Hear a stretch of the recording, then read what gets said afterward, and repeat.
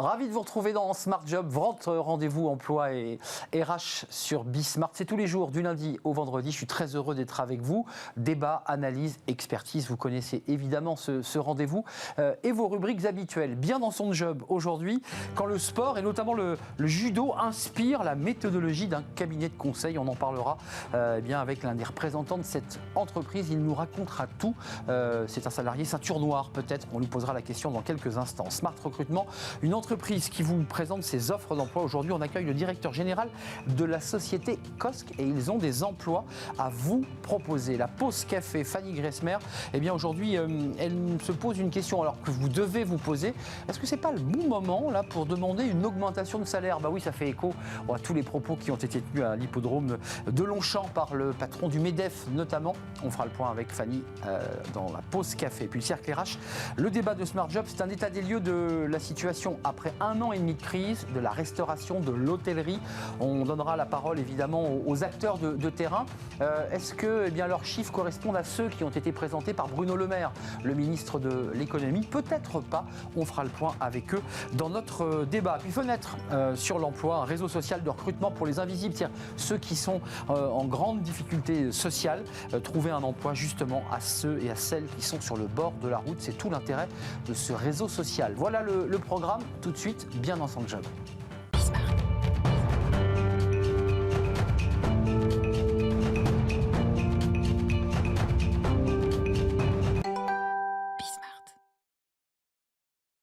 Bien dans son job, bien dans son sport. Tiens, c'est un jeu de mots, vous allez comprendre pourquoi.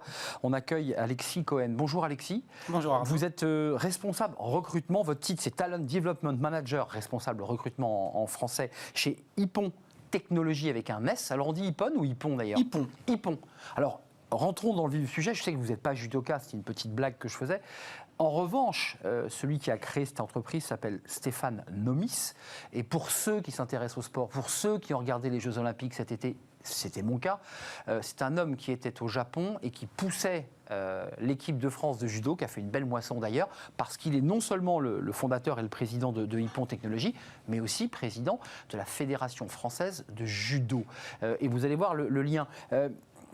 C'est cet homme, parce que c'est finalement lui qui insuffle et dynamise tout cela, il a essayé quoi? De plaquer le modèle, la méthodologie judo à l'entreprise, à votre entreprise, entreprise de conseil dans la tech.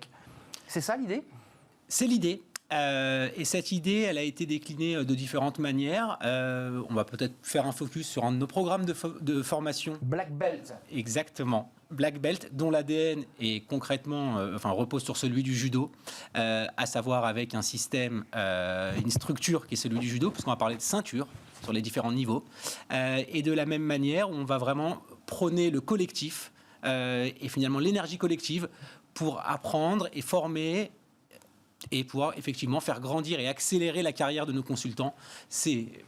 J'ai vu que ce procédé Black Belt, alors il fonctionne par couleur, un peu comme dans des ceintures. C'est-à-dire que dans l'entreprise, votre patron, parce que c'est lui finalement qui donne cette énergie aussi, j'imagine qu'il a la même énergie dans l'entreprise que ce qu'il avait au bord des tatamis au Japon. C'est ça, c'est un homme, voilà, il entraîne, il est dynamisant, j'imagine. C'est très juste. Il a choisi des couleurs. C'est ça, hein, on travaille sur des couleurs et il dit finalement, et vous dites c'est une manière de peut-être mieux évaluer les salariés, les collaborateurs, c'est ça l'idée? On n'est pas nécessairement dans l'évaluation. Pour nous, on est dans la progression. C'est comment je vais pouvoir accélérer la carrière de toute personne qui va rentrer chez Hippon. Donc, je parlais de structuration du judo, c'est pour ça qu'on est sur un système de couleurs, comme les ceintures au judo. C'est quoi les couleurs? Donc c'est la orange. On commence en ceinture. Oui, c'est une ceinture orange. On a du vert, du bleu, du marron et du noir pour finir. Ouais, ça c'est le top de top. Exactement. Vous êtes quoi? Vous avez la couleur noire dans le procédé Black Belt? Vous êtes hors processus, vous? Cette année, on a innové puisqu'on a monté effectivement une belt autour du recrutement. Et donc, on est en train d'attribuer les choses. Il semblerait qu'effectivement, je dois avoir une ceinture noire de recrutement. Non, ça rigole pas. Vous êtes ceinture noire de recrutement. Oui. Bon, je vais pas vous poser des questions trop agressives. Concrètement, ça apporte quoi Encore une fois, je le redis, quand la méthodologie du sport, c'est aussi la progression, c'est le dépassement.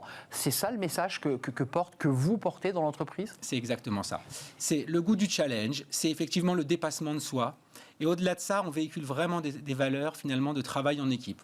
On a quelques adages qu'on utilise régulièrement chez Hippon. Il y en a un qui me tient à cœur, il y en a deux du reste. Le premier, c'est « seul, on va plus vite ». ensemble, on va plus loin. Ça, c'est des choses qui nous font forcément écho.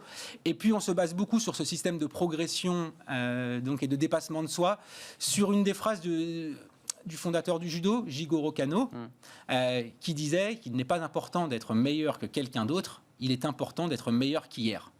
Et donc, c'est une remise en question permanente pour nous, salariés. Ça, c'est intéressant, Alexis. Ce sont des mantras comme ça qui infusent au sein de l'entreprise Hippon, on est d'accord? Vous l'entendez de temps en temps, cette phrase. Il utilise finalement des modèles qui viennent d'Asie, parce que le Japon vient d'Asie, du Japon. Il utilise ces petites phrases-là pour aller plus loin. Tout à fait, on va les retrouver sur certains documents, on peut les retrouver également à l'oral. Et puis, ce sont des choses qui aujourd'hui font partie vraiment de l'ADN et de la culture d'entreprise.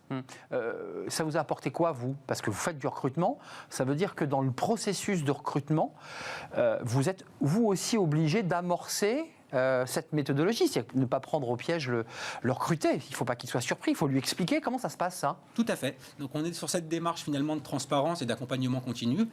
On a mis effectivement en œuvre ça au sein du recrutement, ce que ça, pour répondre à la première question que vous m'avez posée, qu'est-ce que ça a pu m'apporter à moi à titre personnel? C'est ce côté remise en question, ça fait 12 ans que je fais du recrutement.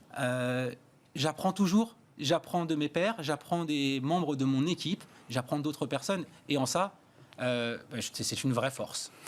Qu'est-ce que vous recherchez chez Hippon? Parce qu'on a une rubrique qui s'appelle Smart Recrutement, qui est une nouvelle rubrique. Peut-être que vous reviendrez d'ailleurs rentrer dans cette rubrique et nous présenter. Je sais que vous recrutez.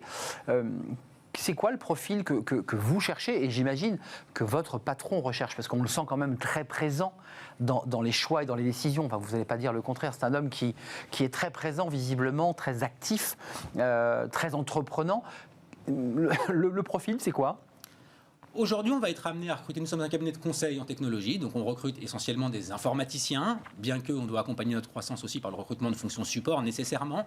J'ai pas de profil type en tête. Pour être complètement transparent, on a des métiers, on va travailler sur l'ensemble des métiers de l'informatique, du développeur junior jusqu'à l'architecte chevronné avec 25 ans d'expérience. Ce qu'on cherche avant tout, finalement, c'est un mindset et c'est un ADN qui pourra vraiment s'insérer au sein de celui d'Hippon. Donc des personnes qui aiment communiquer dans un premier temps, qui aiment échanger et qui aiment se remettre en question. C'est pas une question humoristique, ça compte pour le recruteur. Si quelqu'un vous dit, moi je suis ceinture noire de judo, 2e dan, j'ai passé ma vie dans le judo, c'est un élément qui compte, qui peut avoir son importance dans le recrutement? Le soft skill, ce soft skill-là? Ça peut être un brise-glace ou une introduction, effectivement, on va tendre l'oreille. Cela dit, il ne suffit pas d'être champion de judo pour être recruté chez Hippon. C'est évident, et pour être un champion de la tech. Pour terminer notre échange, Alexis Cohen, combien de postes vous recrutez? Parce que Hippon, c'est combien de collaborateurs aujourd'hui, Hippon Technologie? Hippon Technologie, aujourd'hui, on est plus de 650 collaborateurs à travers le monde. Nous recrutons actuellement, on est sur une très grosse phase de croissance. Ces 3 dernières années, je suis rentré chez Hippon Technologie en début 2018. Nous étions 350 collaborateurs dans le monde. On a doublé en l'espace de 3 ans. Nous continuons sur cette croissance-là. Cette année, nous avions un objectif de recrutement à 150 personnes. J'ai du reste, une 40aine de postes qui restent à pourvoir d'ici à la fin d'année. Qu'on soit précis, dans la tech, précisément dans la tech? Précisément dans la tech, et il me reste 2 opportunités commerciales sur des postes de commerciaux à pourvoir. Commerciaux avec, pour être un tout petit peu précis, on amorce la rubrique Smart Recrutement avec des connaissances dans la tech, j'imagine. On peut idéalement. Ça ne s'invente pas. Non, idéalement, et on peut être commercial et basculer sur un domaine qu'on connaît moins ou qu'on ne connaît pas. C'est ce qui fait la force d'Hippon, et c'est aussi l'une des forces d'Hippon, c'est l'accompagnement des jeunes, et notamment des jeunes diplômés. Donc on n'exige pas nécessairement une première expérience dans notre secteur d'activité. Encore une fois, le côté soft skill va être hyper important chez nous. Évidemment, des compétences en vente, mais tout le reste derrière peut effectivement s'apprendre. Et vous ne me l'avez pas dit, mais j'ai vu que le black belt, cette méthodologie liée aux couleurs, on l'a bien compris, du judo, était validée par un groupe restreint qu'on appelle les sensei. C'est quoi les sensei? Vous faites partie des sensei? Oui, je suis sensei de la belt recrutement. C'est le COMEX? Oui, c'est le COMEX, c'est la personne... Que vous appelez le sensei? Tout à fait. Non, ce qui est important de se dire, si j'en ai pour 2 mots autour de ça, c'est que finalement la progression ne passe pas nécessairement que par le manager hiérarchique. On va définir un mentor, qui est quelqu'un de plus capé, mais qui n'est pas le manager du collaborateur, et le sensei qui englobe, qui est la personne la plus capée sur son... C'est quoi, ça offre un autre regard un petit peu oblique sur le Tout à fait. le collaborateur? Ça évite qu'on soit uniquement dans une relation hiérarchique, en fait? C'est exactement ça. Ça nous permet, encore une fois, je le disais, l'énergie du collectif. On va finalement avoir 3 acteurs qui vont aider à faire accélérer la carrière du collaborateur et pas simplement le manager. Et c'est dans le vocabulaire, ça, dans l'entreprise? Avant de nous quitter, c'est intéressant, les jargons d'entreprise, le sensei, les cadres, les collaborateurs l'utilisent? Dans le cadre de Black Belt spécifiquement. Que dans le cadre de Black Belt. Que dans le, Voilà. dans le cadre de Sinon, on Black revient Belt. à un vocabulaire plus traditionnel. Effectivement. Merci Alexis Cohen d'être venu sur notre plateau. 150 recrutements, dont 40 qui sont encore ouverts, parce que j'imagine que vous êtes en pleine phase de recrutement. Poste français, poste à l'international, on ne l'a pas précisé? J'ai exclusivement mis un focus France. Quand je dis France, nous avons 7 localisations en France, donc on recrute aux 4 coins de la France finalement. Allez donc jeter un œil sur l'onglet recrutement de l'entreprise Hippon Technologies. Peut-être trouverez-vous poste à votre goût.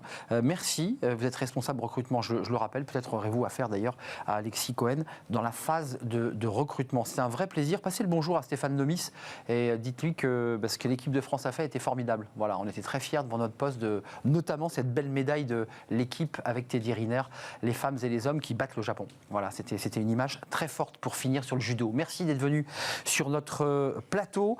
Tout de suite, c'est Smart Recrutement, on l'évoquait tout à l'heure, une entreprise qui va venir nous présenter précisément les postes qu'elle a à pourvoir. C'est tout de suite.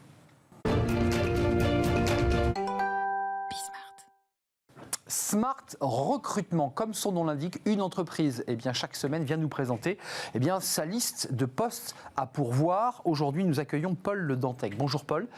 Bonjour. Merci d'avoir répondu à notre invitation. Vous êtes le directeur général de KOSK, qui est une entreprise française qui est spécialisée dans la tech, KOSK Télécom. D'abord, c'est une marque qui n'est pas connue du grand public pour ceux qui utilisent évidemment. Qu'est-ce que fait KOSK exactement avant de détailler évidemment tous les postes que vous avez à pourvoir? KOSK Télécom, c'est effectivement un opérateur français, un opérateur télécom, fondé en 2016 et dont l'ambition était de dynamiser le secteur de la digitalisation des entreprises. Dynamité. Dynamité et digitaliser, ouais, tout à fait. C'est ça, d'accord. Donc c'est un travail titanesque. En fait, oui. Alors déjà, on part d'une situation avec une ultra-dominance de 2 opérateurs bien connus, Orange. Et SFR, et puis KOSK est assez récent, mais c'est KOSK le premier opérateur B2B, entièrement dédié au B2B, entièrement dédié aux entreprises, nationale dans la connectivité à la fibre optique. Alors, pour qu'on soit bien précis, on peut faire appel à KOSK lorsqu'on est une entreprise et qu'on décide de pouvoir, dans une zone souvent rurale ou un peu éloignée des centres urbains, de pouvoir se relier au haut débit à la fibre. On est d'accord? Presque. Alors, je vais vous expliquer, c'est un peu particulier. Mais c'est une question de béotien. Hein. Voilà, par rapport au monde du grand public, où effectivement c'est le même opérateur qui assure la connectivité à la fibre ou au DSL. Avec des prestataires, faut-il le dire. Exactement, et qui arrive avec ses services, sa box pour la télé, l'internet, la téléphonie. Là, c'est un monde un peu particulier, un peu plus pointu, qui nécessite un niveau d'expertise accru. Il y a 2 types d'acteurs. Il y a l'opérateur de connectivité, donc KOSK, qui lui apporte le meilleur de la connectivité fibre ou cuivre partout sur le territoire. Et il y a derrière le client de KOSK, qui est l'opérateur de service, qui lui contractualise avec l'entreprise. C'est pour ça que votre marque est moins connue que l'opérateur de service qui contractualise. Tout à fait, et lui apporte ses différents services très spécifiques comme l'Internet, le cloud, la voix sur IP, des choses comme ça. Ça veut dire que lorsqu'une grosse entreprise ou une moyenne entreprise décide d'avoir de la fibre, elle peut faire appel à Orange, pour citer Orange, qui est déjà venu sur notre plateau, mais derrière, celui qui va vraiment technologiquement mettre en place, c'est KOSK. Exactement. Au niveau de la fibre, et après les services, la couche service va être ajoutée par l'opérateur de service. Par l'opérateur, donc vous travaillez la main dans la main avec les 2 gros opérateurs. Donc là aujourd'hui, on est dans une phase de digitalisation, c'est la raison pour laquelle vous êtes dans Smart Recrutement. Les entreprises se déplacent, elles partent dans des zones rurales, elles partent en province, les salariés se déplacent. Enfin, vous le ressentez, j'imagine, par rapport à la demande? Oui, un peu de tout ça, et puis il y a aussi une prise de conscience des entreprises, un besoin réel d'accéder à des hauts débits. Et la fibre se démocratise partout en France, que ce soit de la fibre mutualisée ou de la fibre dédiée. Et là, effectivement, on est présent pour apporter cette connectivité aux entreprises. Alors Paul Le Dantec, vous êtes le DG de Cosc, je le rappelle, Cosc Télécom, et vous êtes venu nous présenter, j'allais dire, votre liste de courses. Non, la liste des postes à pourvoir. Alors d'abord, combien de postes à pourvoir ? Déjà, effectivement, on passe à l'échelle et avec le rachat de Cosc par le groupe Altitude en juin 2020, il y a 150 millions d'euros qui sont mis sur la table pour développer l'activité. Et donc, on a besoin de recruter effectivement pas mal de monde pour mener à bien tous ces projets, tous ces beaux projets. Donc, on recrute en 2021 80 personnes, 70 personnes plus exactement. On part d'un effectif fin 2020 à 80 personnes avec une ambition d'aboutir à 150 personnes à fin 2021. Alors, les zones géographiques, c'est important parce que c'est intéressant d'être extrêmement pratique dans cette rubrique. Province, Paris. Alors, les recrutements se font sur 2 bassins d'emploi, Paris et Rouen, plus exactement Mont-Saint-Aignan. Parce que c'est un des sites de Cosc. Tout à fait. Il y a 2 sites, Paris et Mont-Saint-Aignan. D'accord. Et c'est exclusivement des CDI. CDI. Voilà. Et aujourd'hui, donc là, on est en fin août, début septembre. Il y a déjà 40 recrutements qui ont été effectués, un peu plus. Au cours de l'été, là, vous avez recruté depuis le début de l'année, et il nous reste 27 emplois à pourvoir. Alors, c'est intéressant parce que dans cette rubrique, ça fait 2 fois que nous la faisons, parce que c'est une nouvelle rubrique. Les chiffres évoluent, parce que moi, j'avais 28. Vous avez déjà donc pourvu un poste, déjà, avant de venir. Donc, ça va très vite. 27 postes. Quelle est la nomenclature ? Quels sont les postes que vous recherchez ? Alors, il y a des postes assez divers et variés. Au niveau des catégories, en fait, on a 3 gros enjeux au niveau de nos développements. Il y a déjà le développement des réseaux. Et là, à ce niveau-là, on a besoin, et ça, c'est vraiment nos emplois les plus critiques, on a besoin de 5 ingénieurs IP et transmission pour pouvoir réaliser et opérer nos réseaux backbone. Ensuite, il y a besoin de chefs de projet déploiement pour pouvoir assurer le déploiement de ces réseaux. Donc ça, c'est sur le terrain ? Alors, c'est du pilotage de sous-traitants, un peu de terrain également. Parce que vous aussi, évidemment, vous travaillez avec des sous-traitants qui installent physiquement, qui font les tranchées, pour être très concret. Chez Cosc, effectivement, on travaille avec des sous-traitants. On a aussi on a cette volonté d'avoir un savoir-faire en propre. Et donc, on recrute aussi des techniciens terrain pour déployer notre propre fibre, des techniciens terrain et des techniciens SIG, donc système d'information géographique. Donc ça, c'est le premier enjeu, c'est le développement des réseaux. Ça, c'est la technique, c'est la technologie. Tout à fait. Deuxième enjeu, c'est la qualité de service. C'est un vrai élément de différenciation pour Cosc, pour nous. Et ça, là-dessus, on a besoin de recruter des personnes qui s'occupent de la supervision, de la gestion de la supervision, des chargés de référentiel de nos réseaux. Vous lisez bien, prenez le temps de le dire parce que c'est assez technique. Juste d'un mot, Paul, l'idée quand même, c'est qu'on est bien d'accord que c'est pas une relation client avec l'usager. C'est pas ça. Hein, la relation, c'est avec les opérateurs. On est bien d'accord. On a une relation avec les opérateurs de service. Après, quand on va sur le terrain pour réaliser le raccordement, effectivement, on a une relation avec l'entreprise. Ça, c'est des gens qui sont estampillés Cosc tout en étant sous-traitants ou ils se nomment autrement ? Il y a les deux. Il y a des sous-traitants qui travaillent pour Cosc et puis il y a les employés de Cosc qui sont qui travaillent directement. Dans la liste des autres postes à pourvoir, vous avez des services support peut-être aussi, puisque l'entreprise se développe ? Oui, on a tout à fait. Et puis on a ce troisième enjeu dont je vous parlais, qui est l'expérience client. Donc là, on est encore dans le développement, mais le développement du système d'information, puisqu'on cherche 2 développeurs SI en langage Python. Et effectivement, du support pour la réalisation aussi des opérations, puisqu'on a besoin de personnes qui assurent le raccordement et le pilotage du raccordement, qu'on appelle le service delivery, mais également le support à l'exploitation maintenance. Donc au total, 27 postes à pourvoir au sein de l'entreprise. Rouen, Paris ou Paris-Île-de-France ? Parce qu'on dit souvent Paris et c'est l'Île-de-France. Paris. C'est Paris. On est dans la tour Montparnasse. Dans la tour Montparnasse, effectivement, c'est Paris. Pour les ingénieurs, on reste, je dirais, on bouge peu. On travaille quand même sur ordinateur, pour le dire concrètement. C'est extrêmement sédentaire. Puis il y a quand même des postes où on doit quand même aller sur le terrain, si j'ai bien compris. Exactement. À la rencontre des clients. Il y a 2 types de profils. Partout en France, les clients.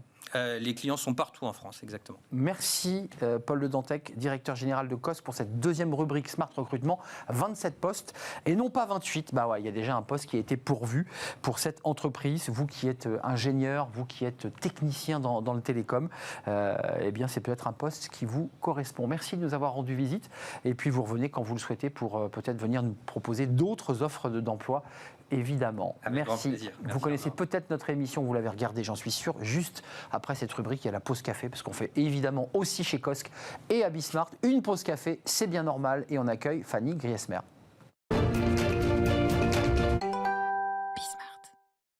La pause café avec Fanny Griesmer qui sourit, qui s'est mise au thé. D'ailleurs, on va changer la rubrique, on va l'appeler J'avais envie de changer. la pause thé. J'aime bien les nouveautés. Alors, vous aimez les nouveautés et vous avez Oui. évidemment décidé de nous parler de quelque chose qui a tapé dans l'oreille des salariés.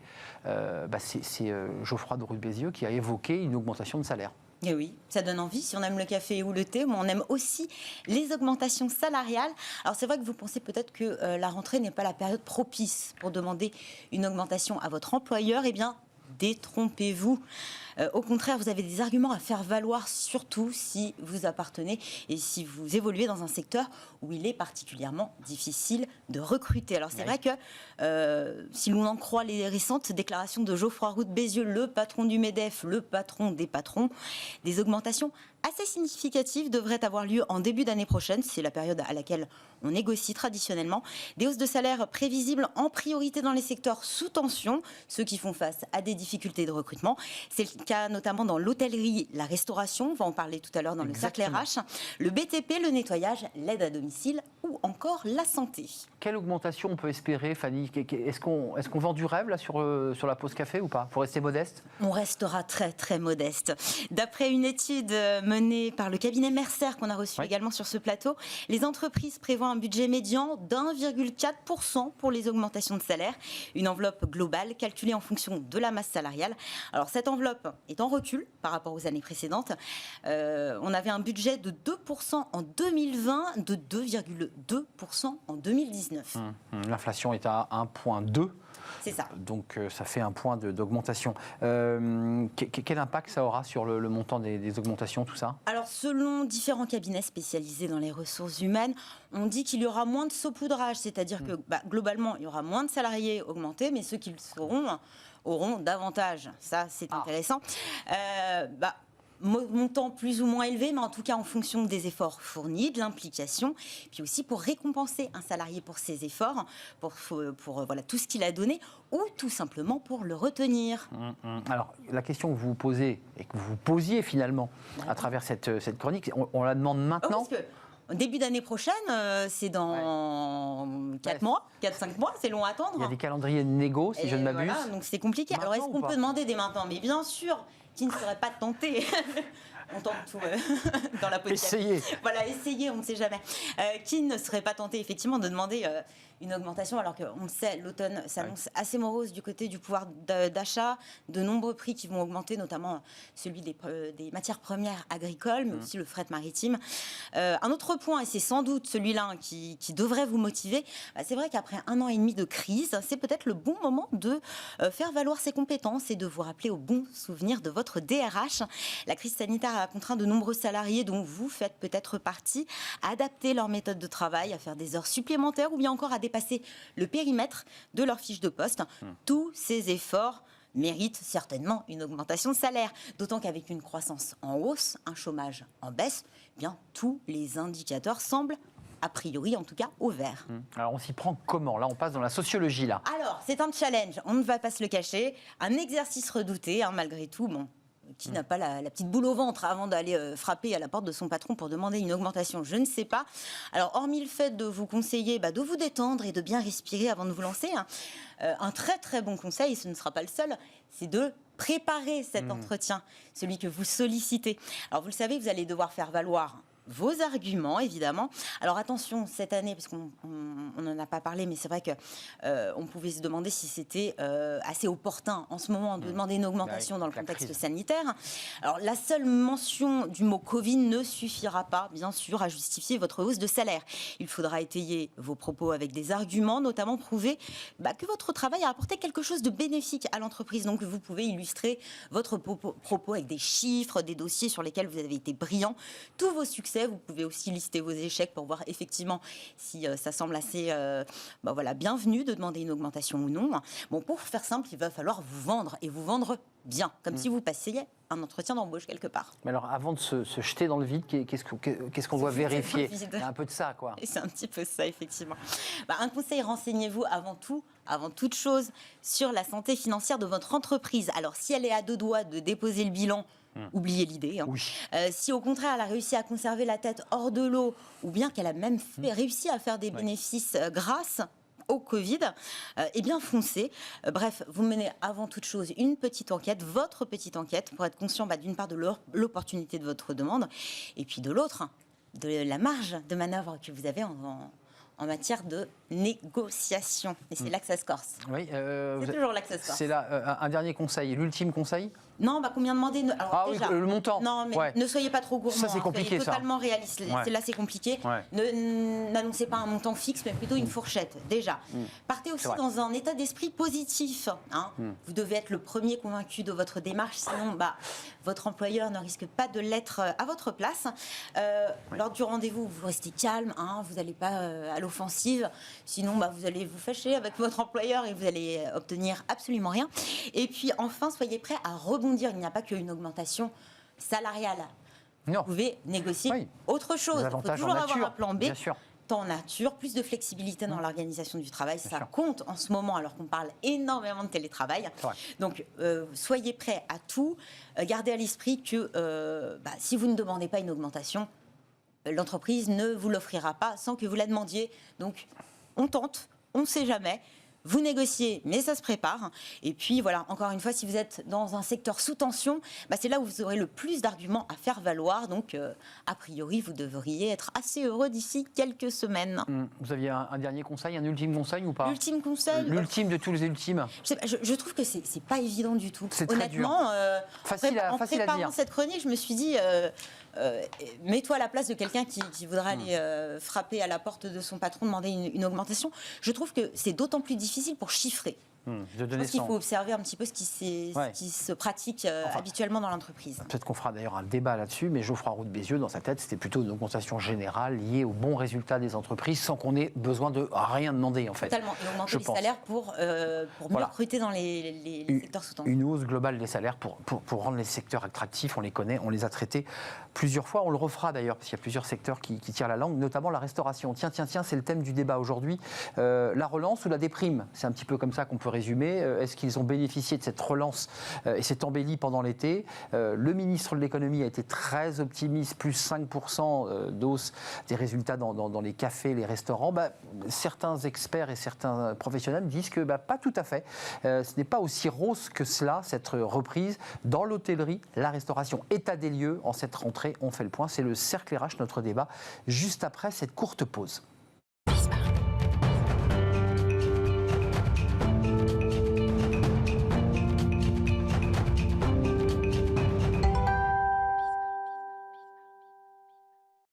Le cercle RH, notre débat quotidien dans Smart Job pour parler emploi évidemment, qui est le cœur de notre émission, et aujourd'hui de la restauration, de l'hôtellerie, de tous ces secteurs qui ont souffert, on peut le dire, pendant presque 1 an et demi, fermés, réouverts, passe sanitaire, contraintes évidemment sanitaires avec le gel, avec les jauges. Période excessivement difficile, et à l'aune des propos de Bruno Le Maire il y a quelques jours maintenant, expliquant que tout était reparti, plus 5% notamment dans la restauration. Est-ce que ces chiffres sont contestés ou pas par la profession? Et puis aujourd'hui évidemment l'actualité, on est au cœur de l'actualité puisque le pass sanitaire est obligatoire, non pas pour les clients, ça on y est habitué, on montre notre pass, mais pour les salariés. Là les choses peuvent se compliquer parce qu'il a fallu peut-être négocier avec des collaborateurs auxquels on ne voulait pas se séparer. Et il risque d'y avoir des tensions. On fait le point. Restauration, hôtellerie, ce sont des secteurs qui ont souffert. Romain Vidal, merci d'avoir répondu à notre invitation.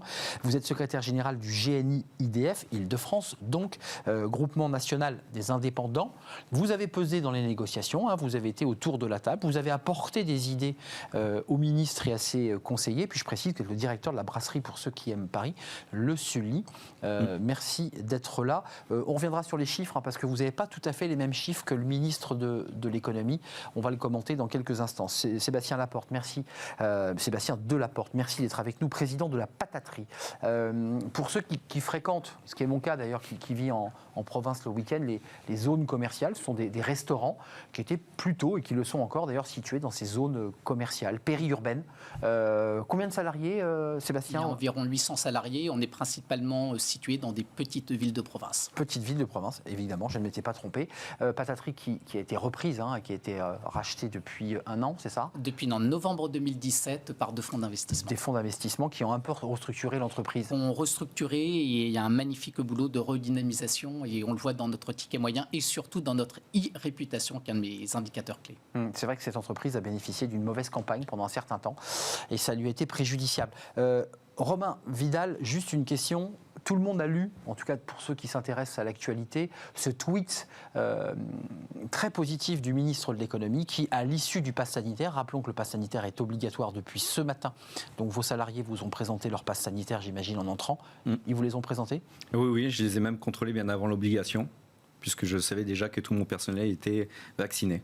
Tout le monde était vacciné ? Chez moi, tout le monde est vacciné. Pas eu de soucis de tension particulière ? Non, juste des discussions au mois de juillet, après l'annonce, bien évidemment, du gouvernement. Il n'en manquait que 2 dans mon équipe et les 2 ont tout à fait compris l'enjeu et il fallait sortir de la crise, donc ils ont participé entre guillemets à l'effort de guerre. L'effort de guerre, tous vos salariés sont en règle, obligatoire pour les salariés, 5% d'augmentation a dit le ministre de l'économie dans les restaurants. 5%, moi les chiffres que vous présentez ne sont pas les mêmes. Non. Plus 5%, tout allait très bien. Alors, ce ne sont pas les mêmes parce que ce n'est pas la même chose aussi. Les 5% annoncés par Bruno Le Maire, c'est la consommation de cartes bleues, l'utilisation des cartes bleues dans les restaurations entre 2019 et 2021.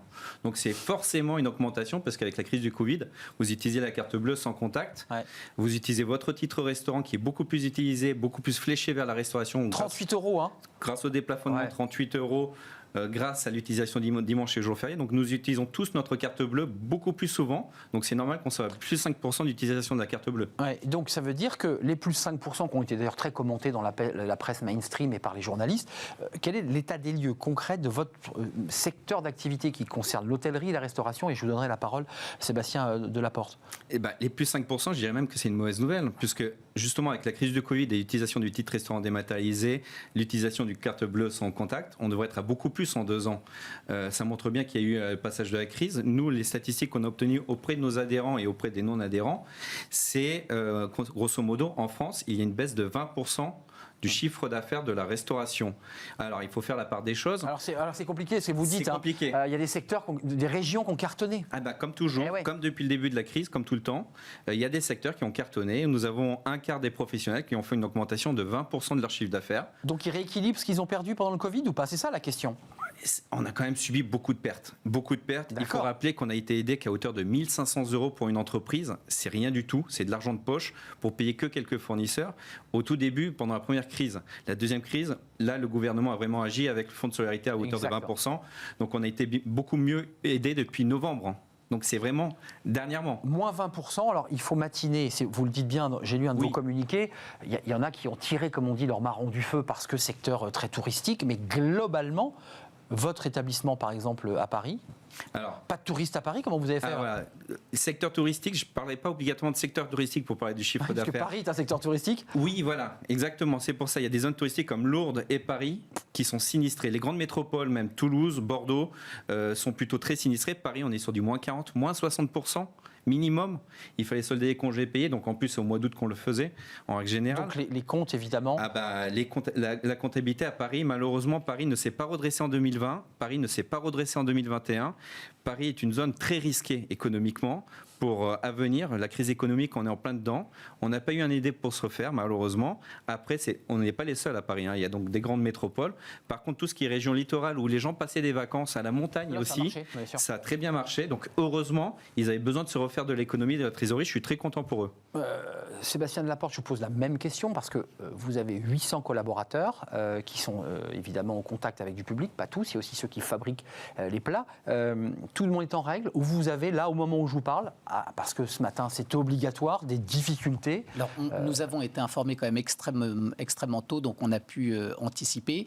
Et au passage, la communication était très bien faite. On a tous eu très très peur en juillet. Et puis discrètement au milieu de l'été, on a appris que ceux qui étaient en poste administratif, ceux qui restaient en cuisine sans contact avec le public, eux n'avaient pas besoin de passe sanitaire. Donc ça réduit le champ. Au passage, chez nous, à la pataterie, on est dans des petites villes. On a des gens qui, lorsqu'ils travaillent à la pataterie, c'est leur vrai emploi. On a un taux de rotation extrêmement faible pour la restauration. C'est pas des jobs d'été, c'est pas des jobs étudiants.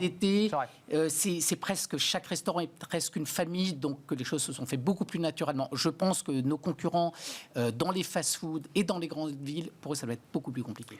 Concrètement, vos résultats, alors les établissements, les vôtres, dans un premier temps, ils ont fermé, vous avez tiré le rideau, puis ensuite il y a eu des possibilités de réouvrir une première fois avec un premier espoir, et puis de nouveau il a fallu refermer pour se raconter l'histoire très brièvement, et puis tout a réouvert, c'est réouvert. Tout a réouvert vraiment en juin. Je ne vais pas parler du mois de juin, il était trop compliqué, on n'oublie pas qu'il y a eu des jauges en terrasse, puis après en salle.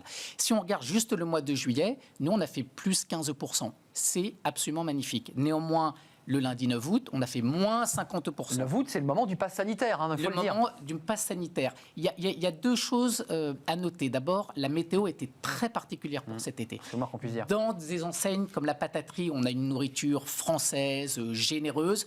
Moi, quand il pleut et qu'il fait froid, je suis très content. Ça vous arrangeait un peu l'été là. J'étais très heureux de cet été. On avait envie de se réchauffer un peu, quoi. Exactement.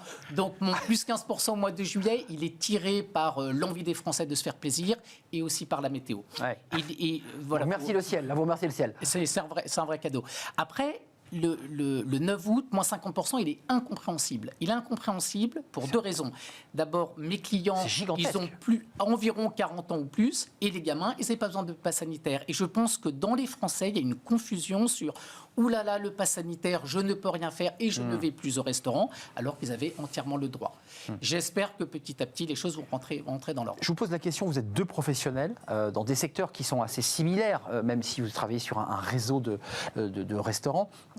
On retire les aides, puisque le quoi qu'il en coûte a été annoncé lors de ces universités d'été du MEDEF à l'hippodrome de Longchamp. Terminer le quoi qu'il en coûte, on arrête. Qu'est-ce que vous dites, vous, au GNI ? Alors, je n'ai pas encore le retour de mon président, Didier Chenet, qui était ce matin justement avec Bruno Le Maire. Oui. Donc ce matin, on a Votre secteur notre secteur, voilà, on en parlait. Je remercie encore une fois notre président Didier Chenet qui a fait un travail magnifique depuis 2 ans, comme avant, mais là, on a vraiment eu besoin de lui. Il est nécessaire de quand même continuer à poursuivre. L'idée, c'est territoire et secteur en difficulté. Les chiffres que vous avancez indiquent que vous êtes en difficulté. Je pense que le mot était juste de faire le sur-mesure, comme annonce Bruno Le Maire, parce qu'il y avait des aides qui étaient peut-être parfois jugées trop généreuses, mais en même temps, au départ, il n'y avait pas d'aide, donc il fallait un petit peu rattraper le passé. Puis il y a eu un très bel été. Par contre, il y a des secteurs et des lieux qui sont complètement sinistrés, donc le sur-mesure doit s'appliquer. Malheureusement, pour vous citer, nous, on n'a pas eu le pass sanitaire à Paris où on a eu d'un coup le couperet début août à moins 50%. Nous, ça a été la fin de l'école. Vous êtes à combien, vous, sur le pass sanitaire, quand le 9, ça tombe ? J'étais fermé, en toute honnêteté. D'accord. Le 9 août, C'était les j'étais fermé. On était en fermeture pour congé payé au mois d'août. Le problème, c'est que nous, à la fin de l'école, tous nos clients nous ont dit au revoir, on part faire le télétravail en province. Et donc notre moins 50% est arrivé le 25 juin pour l'école privée et début juillet pour l'école publique. Vous savez que ça donne le sourire quand vous dites ça, Sébastien Laporte.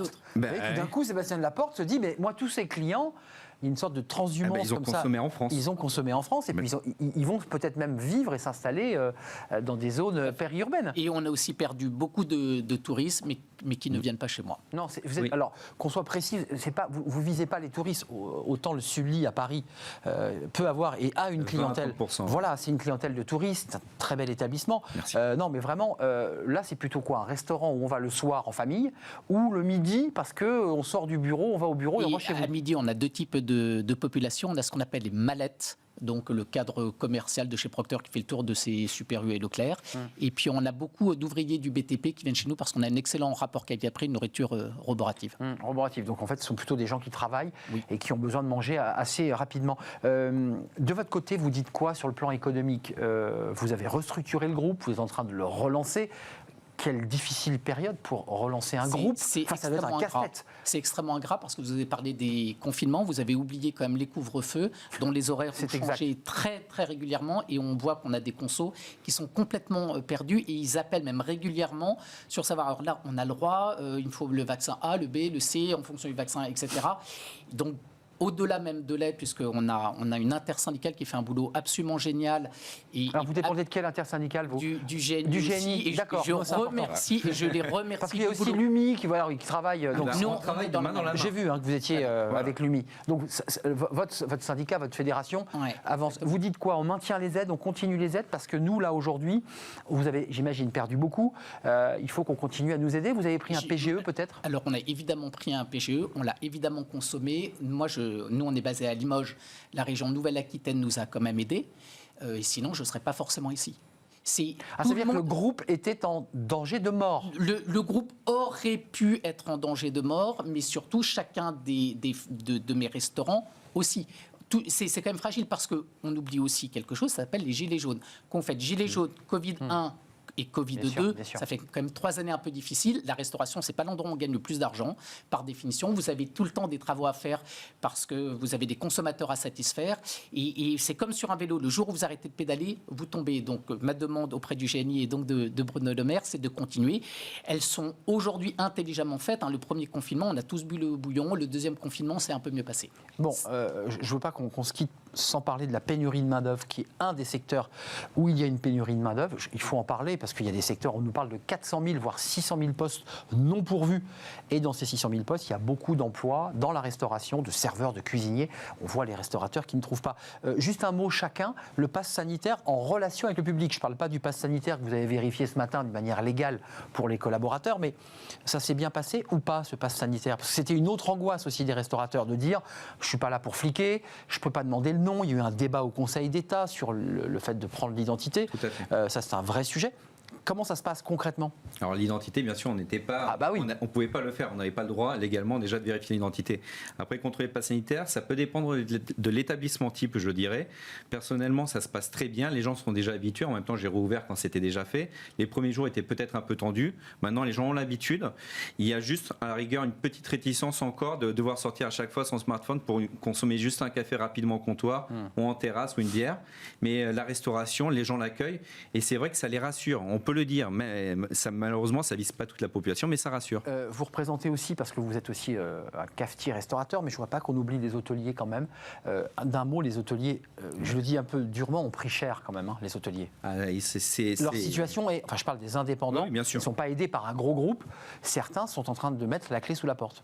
Alors, on reparle encore une fois de certaines zones. Les hôteliers sont complètement sinistrés dans certaines zones où ils n'ont pas pu voir de vacances puisque c'est un tourisme plus étranger, un tourisme professionnel. Encore une fois, je vais citer Paris puisque c'est le secteur que je connais le mieux. Mais Paris est la zone la plus sinistrée en France. Il y a eu plusieurs articles cet été qui l'ont bien démontré en disant que Paris, zone la plus sinistrée, n'a pas eu de plan en adéquation avec sa perte.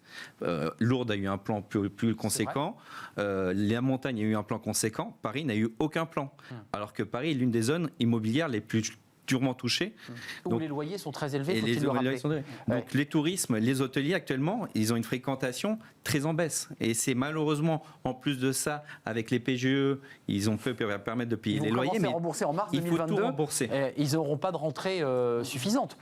C'est angoissant. On n'oublie pas que c'est le grand sujet. Bruno Le Maire a quand même dit qu'il prendrait ce sujet, qui est quid du remboursement des PGE dans l'univers de la restauration et de l'hôtel. C'est mars 2022, si je ne m'abuse. Par définition, parce que c'était initialement mars 2021. On a repoussé. tous pu repousser et tout le monde l'a fait. On se donne rendez-vous à ce moment-là. Je pense que c'est le chapitre de l'hiver. Et ça va arriver en plus juste avant les élections. On est entre nous, même mars 2022, quand on parle à des chefs d'entreprise, ils vous disent, moi je ne peux pas. Parce que je vais devoir augmenter un chiffre d'affaires pour récompenser la perte, et à peine compenser, je vais devoir rembourser. Enfin, vous qui êtes en train de travailler, on le sait, ça ne marche pas. Donc le mars 2022 est déjà une date, vous dites d'ailleurs en pleine élection présidentielle, ça arrangera tout le monde. Vous militez pour l'idée de repousser certains me disent même d'ailleurs que l'État entre guillemets, le transforme en subvention. Vient au capital, vient au ce capital. sera de l'equity quasiment. Oui. Que la BPI, que je ne sais pas. Il y a Qu'est-ce qui est sur plusieurs la table solutions sur la table, je pense. Il faut encore en discuter. En effet, rembourser demain, ça va être très compliqué parce que contrairement à certains commerces, on n'a pas pu demander 2 € pour la mise en place du protocole sanitaire par couvert parce qu'on aurait perdu tous nos clients. On est quand même un métier où le coût, on ne peut pas augmenter le prix. Coût fixe et charge plus importante. Voilà, donc on ne peut pas faire ce qu'on veut malheureusement. Donc rembourser demain, ça va être très compliqué. Étaler déjà, c'est ce qu'on demande. Étaler sur 8-10 ans, déjà si on doit Il rembourser. était sur quoi? Sur 5 là? 5. Cinq Sur ans, hein. cinq. En tout cas, le mien est sur 5. C'est 5 max, je crois. Et c'est quand même une grosse somme. Alors, on ne gagne pas, encore une fois, une somme folle. Après, le but, c'est on a les mises aux normes PMR, on a plein de choses à payer. Donc, si demain, on doit rembourser, moi, personnellement, j'aurais du mal. La main-d'œuvre, n'oublions pas la main-d'œuvre parce qu'il y a aussi un effet étrange, c'est une espèce de dynamique de communication sur c'est reparti, ce qui est d'ailleurs vrai, les chiffres le disent, le chômage baisse, le PIB progresse, les chiffres sont bons, la consommation est là. On a des chefs d'entreprise qui galèrent à recruter. Qu'est-ce qui se passe? Mais à nouveau, la France, elle est complexe. Ouais.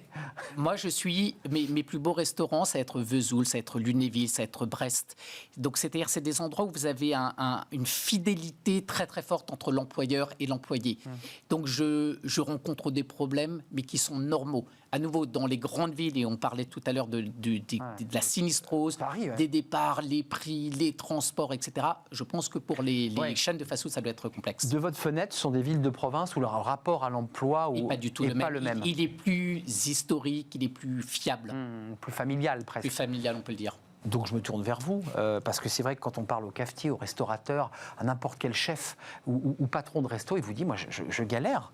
Est-ce que c'est votre cas? Est-ce que vous le constatez au sein de la profession? Il y a une pénurie de main-d'œuvre. Alors, au sein de la profession, oui, c'est vraiment le cas. C'était déjà le cas un petit peu avant la crise de la Covid, et c'est encore plus le cas aujourd'hui. Beaucoup de gens ont quitté le métier, c'est vrai, pendant cette crise. Il ne faut pas oublier que ce qu'on appelait les extras, des gens qui travaillaient, c'était leur profession, leur façon de vivre, ont quitté parce qu'ils n'ont pas été aidés au départ. Donc ils se sont retrouvés du jour au lendemain sans aucune source de revenus. Exact. Donc ils ont dû se requalifier dans d'autres domaines. Ils ne reviennent pas pour l'instant dans ce métier. Je peux tout à fait comprendre. Aujourd'hui, c'est des métiers qui sont magnifiques, qui ont beaucoup à donner, qui ont beaucoup à apporter. On n'est quand même pas au SMIG. On est quand même. À Paris, c'est des salaires, quand on les regarde de près, ne sont pas inintéressants. Ce pas des mauvais salaires. On peut comparer Même au si prix Paris d'un est cher. avocat ou d'un architecte. Pour connaître un petit peu ces domaines-là, on paye mieux dans la restauration que ces domaines-là quand on commence. Et en plus, on est nourri, on a la mutuelle, on a beaucoup d'avantages. Après, c'est des horaires du soir, donc il y en a qui ont perdu l'habitude pendant toutes ces fermetures administratives où on était chez nous. Ça a Soirée, cassé les week-end. consommateurs, mais ça a aussi cassé les salariés Il dans faut leur leur donner rythme. l'envie. Ouais. Alors, Mais inversement, c'est aussi un métier. Certes, il est magnifique. On n'oublie Ce qui est pas, votre cas, parce que les gens servent le midi et le soir. certes, mais entre les deux, vous êtes en horaire décalé. Et paradoxalement, moi, je vois nos restaurateurs, ils peuvent aller à la sortie de l'école chercher leurs enfants, ils peuvent passer des moments de qualité. Certes, à 18h, c'est une autre vie, et le samedi soir, ils ne sont pas là. Donc, il ne faut pas raisonner sur je fais mon 8h, 18h, etc. C'est une vie d'entrepreneur, c'est une vie. C'est peut-être un reprise peu à plus moderne. 18h chez vous? Non, mais c'est important parce que les reprises sont plus tôt. Mon équipe, elle revient à 18h. Le matin, vous commencez pas trop tôt. Alors, le patron, il est là parce que la logistique, etc. Mais le personnel de salle, il va arriver doucement vers 11h. La cuisine un peu plus tôt, vous mettez en préparation. Après le déjeuner, vous nettoyez tout et vous revenez en fin de journée. Sur la main-d'œuvre, on a entendu, on l'évoquait tout à l'heure avec Fanny Griesmer dans la pause café, cette petite phrase de Geoffroy de Roux de Bézieux qui dit tout est reparti, l'argent coule à flot, il va falloir augmenter les salaires. Voilà, tout de suite, les restaurateurs ont dû se dire attendez, oui, d'accord, mais enfin, on augmente les salaires ou pas? Certains disent mais c'est parce que c'est pas bien payé, parce que c'est des métiers durs. Alors, tout n'est pas blanc, tout n'est pas noir. c'est ça, non, mais- Il y a des patrons qui sous-payent et il y a des patrons qui payent normalement. Il y a des salariés qui font mal leur travail, il y a des salariés qui font très bien leur travail. Donc des deux côtés, rien n'est blanc, rien n'est noir. Augmenter les salaires, pour ceux qui payaient mal, oui, il faut les augmenter. Pour ceux qui payaient normalement, on ne peut pas les augmenter parce qu'on les payait. La restauration, je vais juste vous donner un chiffre comme ça rapidement. La masse salariale d'un restaurant à Paris, en moyenne, dans la restauration, c'est 40 à 50% de chiffre d'affaires. C'est énorme. Au-delà de 50-55%, on est en perte. On perd de l'argent. On ne peut pas augmenter s'il n'y a pas de chiffre d'affaires derrière. Alors, peut-être retravailler. À une époque, on travaillait au pourcentage. C'est vrai. Et ça s'est complètement perdu Au parce que tronc, les gens d'ailleurs. voulaient, Ouais. les gens voulaient avoir un fixe tous les mois, être sûrs de gagner leur vie. Peut-être qu'aujourd'hui, il faudrait peut-être combiner les deux, un pourcentage. Jusque dans les années 50, il y avait le pourcentage. Et ça s'est perdu parce que les gens avaient besoin d'être rassurés.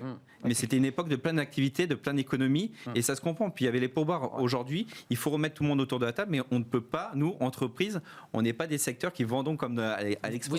Romain a donné un chiffre qui est très important pour nos auditeurs. À Paris, la masse salariale, c'est 40-50%. Chez nous, en Provence, c'est en dessous, légèrement en deçà des 40%.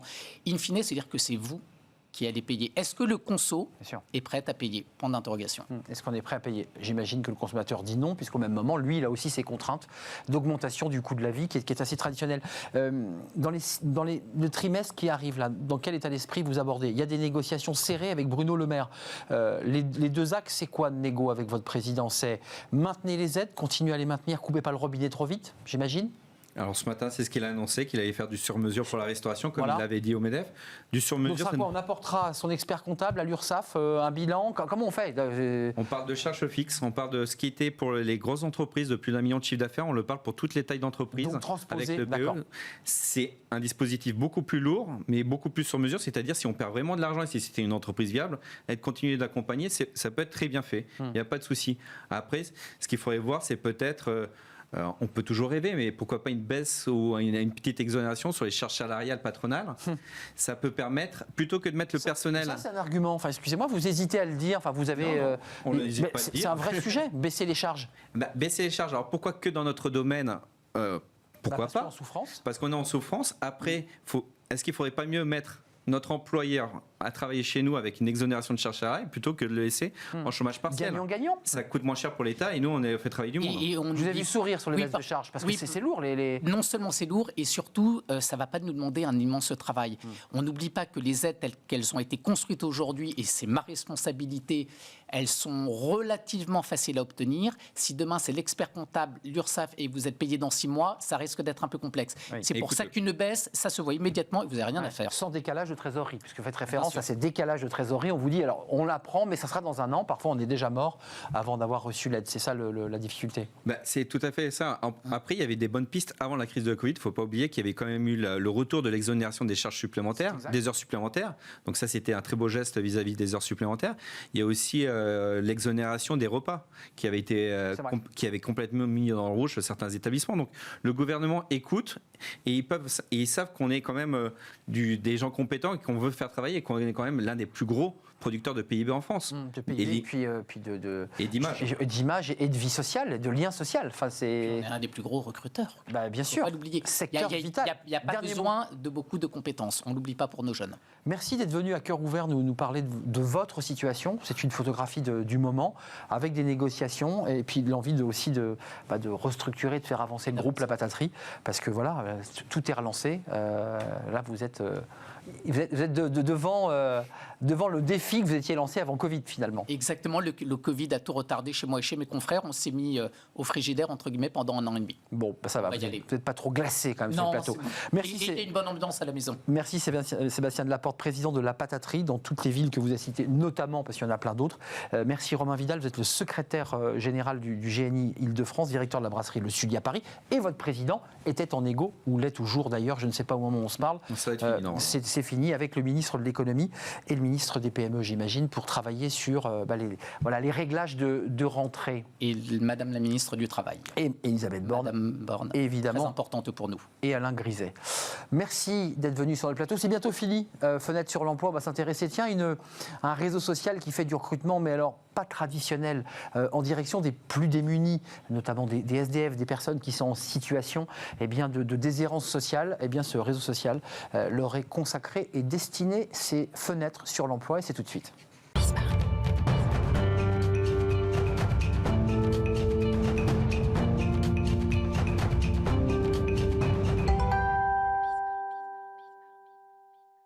Fenêtre sur l'emploi. J'évoquais ce réseau social. Fleur de Ruff, merci d'être avec nous. Vous êtes chef de projet de ce réseau social dont on va parler ensemble. Link Out chez Entourage, puisque c'est Entourage qui porte ce projet. Alors vous étiez déjà venu au tout début de l'émission Smart Job et vous revenez parce que c'est important qu'on comprenne bien comment ça fonctionne. J'imagine que depuis cette venue il y a 1 an, le réseau social a augmenté son réseau. D'abord, l'esprit de ce réseau social, pour le dire simple, simple. Vous vous tournez vers ceux qu'on ne regarde pas forcément, qui sont parfois en grande difficulté sociale. SDF peut-être ? Exactement. Alors, avec LinkedIn, on touche des publics très différents, qui ont des parcours très variés. Effectivement, il y a des personnes qui ont eu des parcours de rue, mais pas que. C'est des personnes, sinon, qui sont dans des hébergements précaires, comme les logements sociaux, les centres d'hébergement d'urgence. Et puis, on a beaucoup de jeunes aussi issus de l'aide sociale à l'enfance, des personnes qui sortent de parcours d'insertion. Donc, vous voyez que notre cible est très diversifiée. Leur point commun, c'est l'absence de réseau professionnel, le fait d'avoir eu un parcours difficile, compliqué, et puis une réelle motivation à travailler. Alors, il y a Balance ton offre, bon évidemment qui fait un clin d'œil à ce réseau social dont on se souvient bien, Balance ton port, ça avait fait grand bruit, Balance ton offre. L'idée c'est quoi ? De faire se rencontrer, on le voit, il y a 600 000 postes à pourvoir, donc Dieu sait s'il y a peut-être des postes qui correspondent à ces personnes.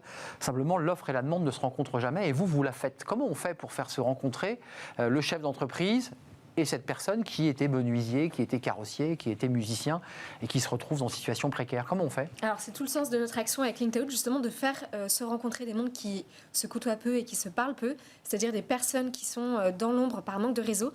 Et donc comment on fait ça avec LinkedIn?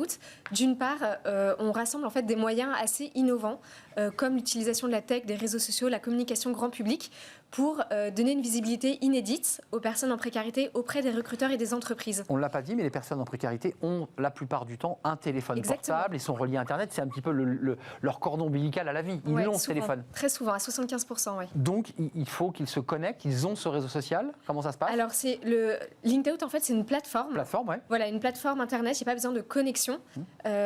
En tout cas, pour les entreprises, les candidats, eux, ont un espace personnel pour avoir accès aux offres que vont leur donner les entreprises. Ils vont cliquer, ils vont voir ce qui est proposé. Voilà, exactement.